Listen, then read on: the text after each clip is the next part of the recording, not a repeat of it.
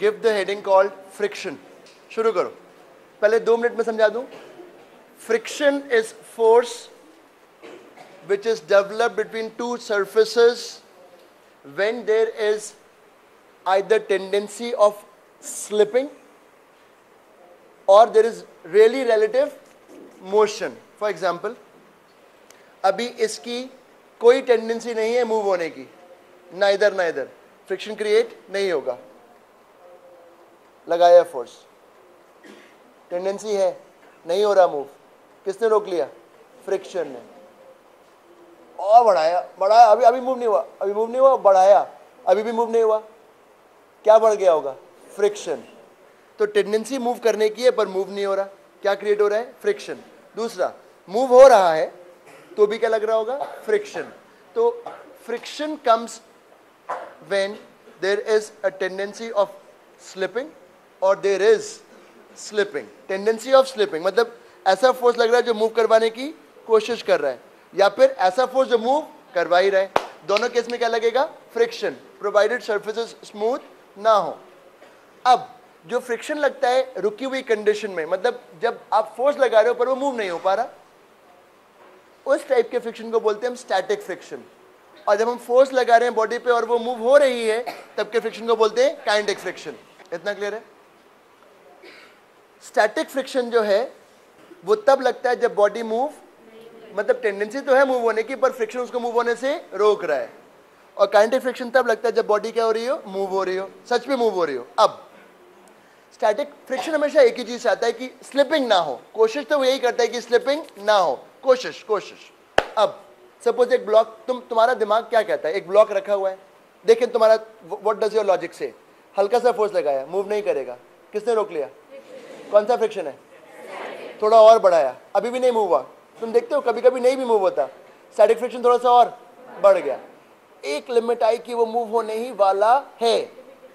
अब तुम ये देख रहे हो कि स्टैटिक फ्रिक्शन अपने आप को एक रेंज में अपने आप को क्या कर सकता है? चेंज फ्रॉम मिनिमम वैल्यू 0, जब आपका टेंडेंसी ही नहीं है मूव होने की तो स्टैटिक फ्रिक्शन क्या होगा? 0। और आप जैसे से अपना फोर्स बढ़ाओगे उसके मूव होने की टेंडेंसी बढ़ेगी, एक लिमिट पे स्टैटिक फ्रिक्शन भी कहेगा यार अब हम अपने आप को और नहीं बढ़ा सकते हैं, तो वो फ्रिक्शन स्टैटिक में कहलाता है स्टैटिक लिमिटिंग फ्रिक्शन। अब अगर आपका अप्लाइड फोर्स स्टैटिक लिमिटिंग से क्या हो? ज्यादा, then the body would start moving and the friction that is acting is kinetic. Just a second. That means static friction can change its value from 0 to a certain maximum value. From 0 to a certain maximum value, that maximum is called limiting. And once your body is in motion, then the friction is kinetic. और kinetic friction की खासियत ये है कि वो फिर increase decrease नहीं होता। एक बार जब बॉडी मूव होने लग जाती है तो फिर काइनेटिक फ्रिक्शन जो होता है वो जो है वैसे ही रहेगा, प्रोवाइडेड सरफेसेस में कहीं कोई चेंज ना आ जाए। और ये भी देखा गया कि काइनेटिक फ्रिक्शन की वैल्यू स्टैटिक लिमिटिंग से थोड़ी सी कम होती है। What is static limiting friction? Static में जो मैक्सिमम वैल्यू है जिसके बाद आपके फोर्स के कारण से बॉडी क्या करेगी? मूव। और एक बार जब बॉडी मूव करेगी तो कौन सा फ्रिक्शन लगेगा? काइनेटिक। चाहे फिर वो कितना भी स्पीड से मूव हो रहा हो, कौन सा फ्रिक्शन लगेगा? काइनेटिक। चाहे आप कितना भी ज्यादा फोर्स लगा रहे हो, कौन सा फ्रिक्शन लगेगा? काइनेटिक। और वो वैल्यू फिर चेंज नहीं होगी प्रोवाइडेड सरफेस ना बदले। और ये देखा गया कि काइनेटिक फ्रिक्शन की वैल्यू स्टैटिक लिमिटिंग से थोड़ी सी कम है, स्टैटिक से कम नहीं, static limiting. Static friction can have a value from 0 to a certain maximum, that maximum is called limiting friction. Once the body is in motion, friction is kinetic, which is now constant during motion, and this value of kinetic friction is slightly less than static limiting. When a body has a tendency to move or is in motion, then friction would act on the body. The friction which is acting during static condition is called static friction. Static friction can change its value from 0 to maximum value, bracket में लिखो limiting friction. अब लिखो when the body is in motion, then the friction acting is kinetic, and kinetic friction is constant during motion and kinetic friction is constant during motion. एक line और, kinetic friction is slightly less than limiting static friction.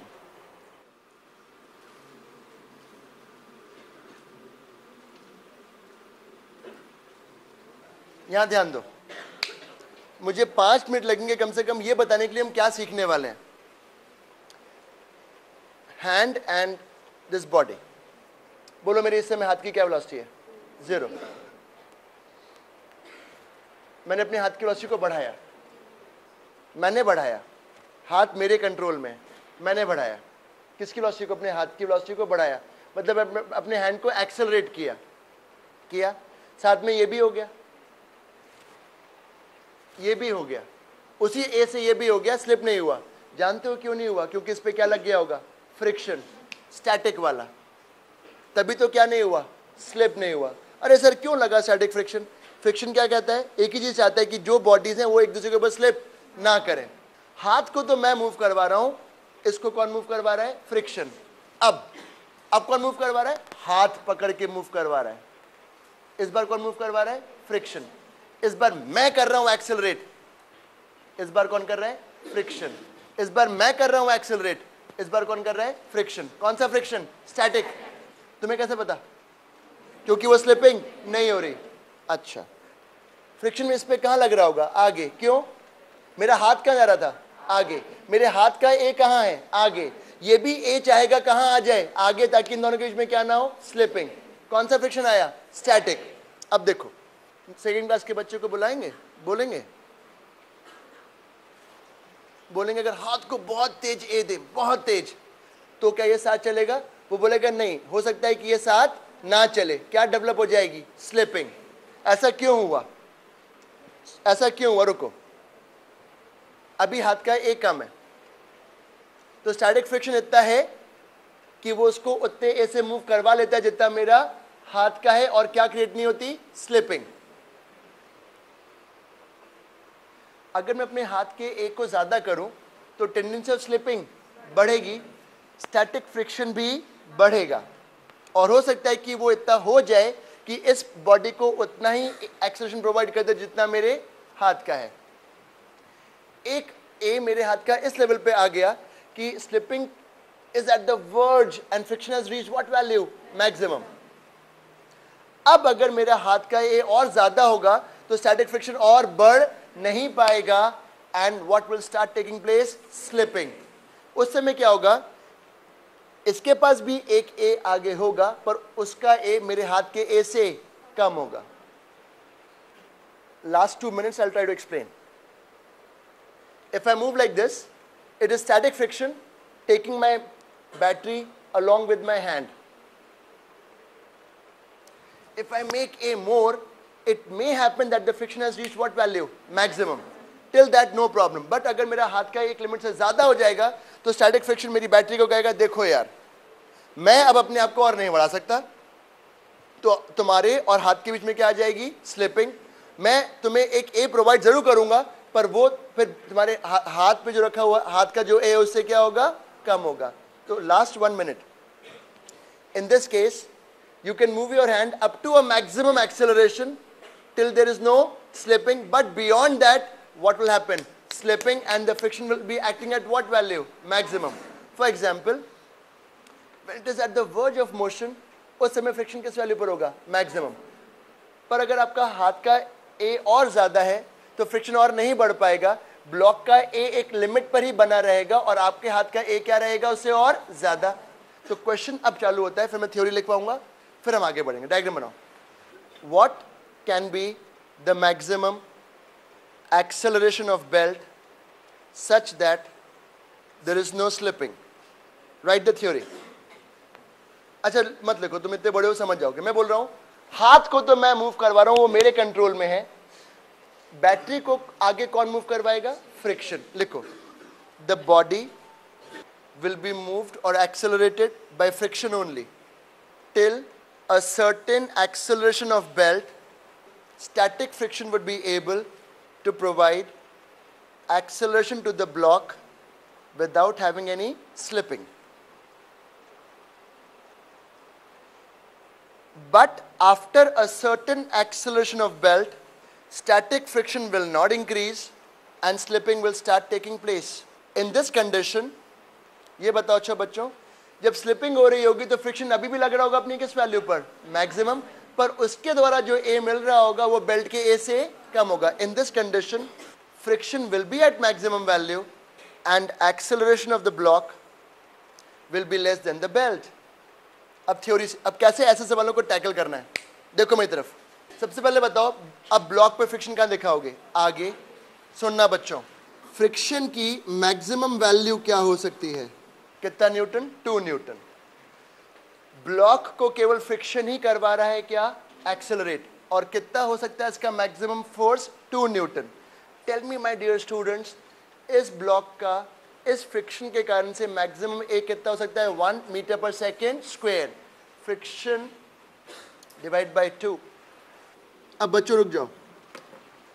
तो block belt से बोलेगा, belt please आप अपने ए को 1 से ज्यादा मत करिएगा, अदरवाइज मैं आपके ऊपर साथ साथ मूव नहीं हो पाऊंगा. क्यों नहीं हो पाऊंगा, क्योंकि मेरा ए 1 से ज्यादा नहीं हो सकता. अगर बेल्ट का ए 0.5 मीटर पर सेकेंड स्क्वायर होगा तो ब्लॉक का भी 0.5 ही बना रहेगा और फ्रिक्शन अपनी मैक्सिमम वैल्यू पर नहीं होगा. अगर बेल्ट का ए 0.8 मीटर पर सेकेंड स्क्वायर हो जाएगा बेल्ट का, तो ब्लॉक का भी 0.8 हो जाएगा, फ्रिक्शन अपने आप को थोड़ा सा बढ़ा लेगा. बेल्ट का जब 1 हो जाएगा तो ब्लॉक का भी 1 हो जाएगा, क्योंकि स्लिपिंग की टेंडेंसी थोड़ी बढ़ेगी, फ्रिक्शन की वैल्यू और बढ़ चुकी होगी. पर अगर बेल्ट का 2 मीटर पर सेकेंड स्क्वायर होगा तो ब्लॉक का अभी भी बना रहेगा कितना, 1. अगर बेल्ट का 3 मीटर पर सेकेंड स्क्वायर है तो ब्लॉक का बना रहेगा कितना, 1. अगर बेल्ट का 5 मीटर पर सेकेंड स्क्वायर है तो ब्लॉक का बना रहेगा कितना, 1, क्योंकि फ्रिक्शन और लिमिट, एक लिमिट के बाद बढ़ नहीं पाएगा and there will be what, slipping. अगर बेल्ट का 0.2 मीटर पर सेकेंड स्क्वायर है तो ब्लॉक का भी कितना रहेगा, 0.2, and friction will be at a lesser value, mu will be at a lesser value. But if belt has a more than 1, then there would be what, slipping, and block will say, friction will say I can't help, मैं अपनी value को और नहीं बढ़ा सकता. तो block आपका अब ए एक लिमिट से ज्यादा नहीं बढ़ पाएगा और बेल्ट का ए ज्यादा रहेगा और आपका ए कम रहेगा. Is this part clear to everyone? लिख लो. इसको हम बी पार्ट में कन्वर्ट करते हैं. B part, acceleration of belt is 0.4 meter per second square. Find acceleration of block, comma,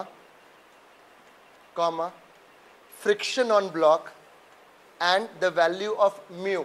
बच्चों देखोगे ब्लॉक का कितना बोला था मैंने बेल्ट का, तो ब्लॉक का भी बन जाएगा 0.4, ब्लॉक का भी बन जाएगा 0.4 मीटर पर सेकेंड स्क्वायर. क्यों बन जाएगा, क्योंकि ब्लॉक तो 1 तक जा सकता है ना, तो अगर बेल्ट का 0.4 है तो ब्लॉक का भी क्या रहेगा, 0.4. अब मुझे फ्रिक्शन निकालना है. बोर्ड पे देखिएगा बच्चों, तो friction will be mass of the block into what, the acceleration. तो 0.8 न्यूटन, इतना क्या लग रहा होगा, friction. Now I want to ask what is the value of mu. तो म्यू की वैल्यू भी मैक्सिमम पर नहीं होगी. Friction will be equal to mu into normal reaction. आज मैं तुम्हें वो चीज सिखाऊंगा जो तुमने सीखी तो होगी बट वेग सीखी है. into normal. Block was 2 kg, so normal is 2g. So the value of mu जहाँ पे वो adjust हुआ होगा वो 0.04 है. लिख लो.